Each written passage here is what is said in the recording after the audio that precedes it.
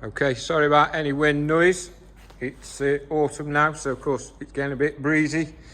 It always blows a gale in this place when the doors open. What have we got here then? 1969 Mark II Jaguar 240. I've known this car for, I bet it's at least 45 years because it's my dad's.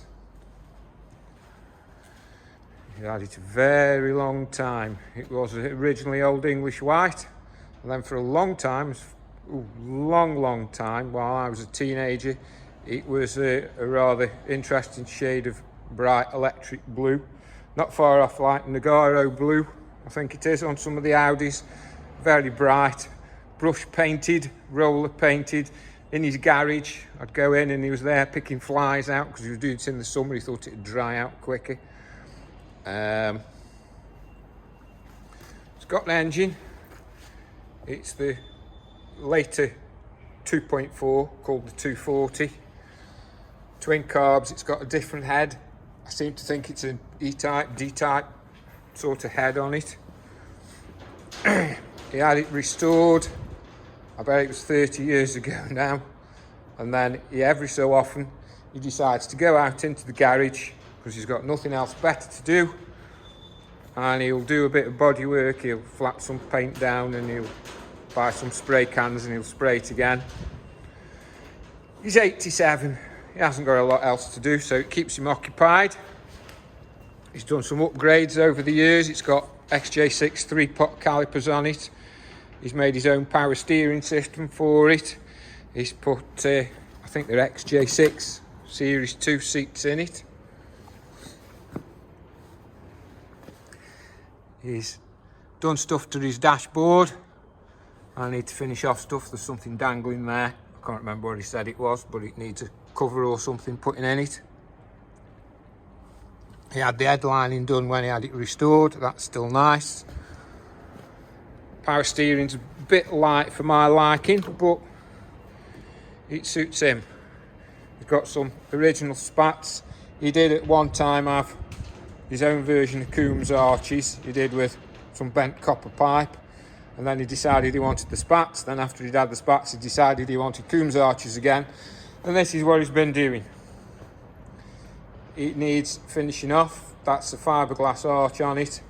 And then again, a long time ago, the original fuel tank rotted through. So instead of buying another fuel tank, because at the time David Manners and whoever else didn't supply much stuff, or if they did, it was expensive, he went to the local scrapyard and he bought a what was it, Rover P6 tank.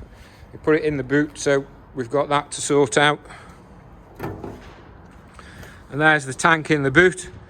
And then he decided, just after my mum had passed away, he was going to get the car done again, and he decided to buy a fuel tank. So he bought a fuel tank, and then he said, I've welded up the filler flap.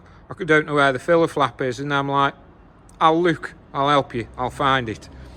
But, you know, he was a bit sad. He'd got nothing to do. He went out in the garage and he took the cutting disc to it to try and find the flap. And, oh dear, he got his aim off. He aimed too far down. And actually, when I brought the grinder with a flap disc on it, I found where the flap was. It cut through it, it messed up the hinges. So it's here today. I'm sorting all this out for him, and then we'll get some paint on it and we'll see what it looks like when it's finished. I'm not going to be videoing all the process because everybody's seen welding videos and it's just a man welding and cutting and grinding and stuff. I have got to deal with, unfortunately, the fuel pump is on this side, so I'm going to disconnect it, move it over here, and his suggestion, which I think I'll follow with, is a wet towel over the top of it, and then I've got some aluminium heat shield off a car. I'm just going to drop down over there to try and stop it.